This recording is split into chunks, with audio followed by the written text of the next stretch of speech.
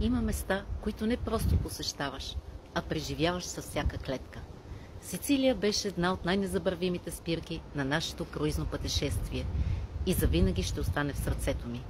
Катаня, вулканичната енергия и южен дух. Таормина, гледки като картина между небе и море. Сиракуза, история, романтика и древна магия.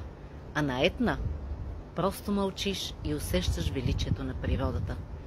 Затова обожавам круизните пътешествия.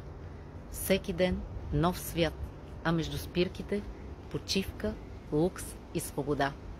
Аз не просто пътувам, събирам спомени, които остават завинаги.